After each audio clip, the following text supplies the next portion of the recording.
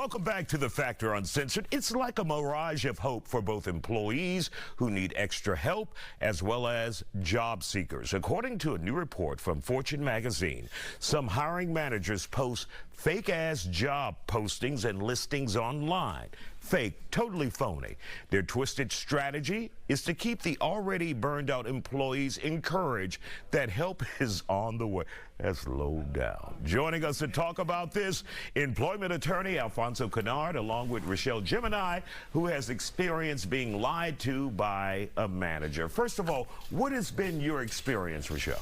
Well, you know, as an artist, sometimes especially I'm an advocate for telling artists, you know, if I have 2 kids, so if you're doing your art, make sure, you know, if you need a job, have a job. Don't be ashamed to have a job.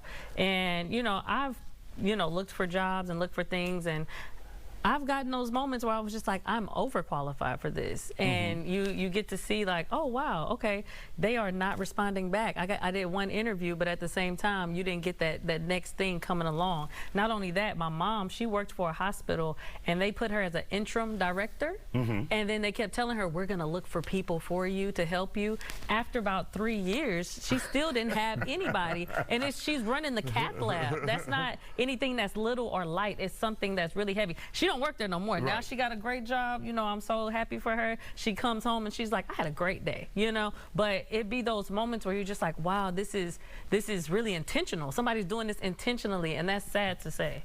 So. Alfonso Kennard, your thoughts on this as an employment attorney, to have your employer intentionally mislead you saying, we're going to get you help to uplift your spirits in the office. Your thoughts about this, and is there any legal recourse for this? Well, one, I think it's just bad management, and it's bad people skills. It's disingenuous and unfair to the American worker and folks that get up every day and do their best. Now, is there legal recourse? It really depends.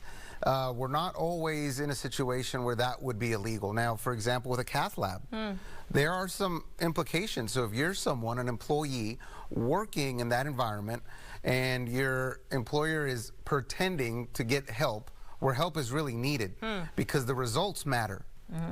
A false result here. I've represented individuals. I've had these cases. I've represented pharmacists that are being overworked. Wow. and end up messing up certain things. And some of these things can be life or death. So you have the option to report to OSHA. You have the option to seek out an employment lawyer. You have several options, but when it rises to the level of a safety issue, at that point, you almost have an obligation to. But if you're someone that's just at work, they keep telling you that help is on the way, at that point, you have to realize for yourself, law or not, is this a healthy environment for me? Right. Can I continue to do this for my own well-being, which transcends any human law? Right. What are you able to do, and what are your boundaries, not just in a relationship, but in the workplace?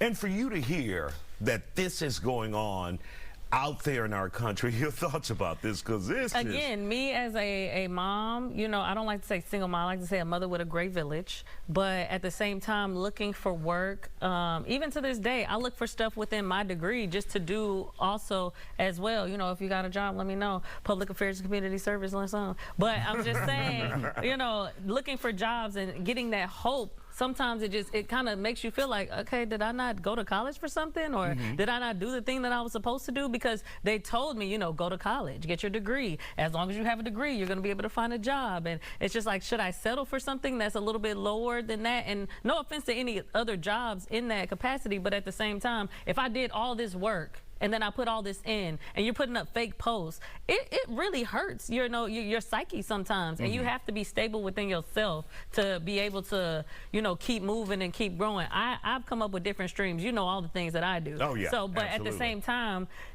people that don't have that many talents or streams and things that are coming in, baby, it's hard. It's disheartening. Absolutely. Yeah. Thank you guys for joining us tonight.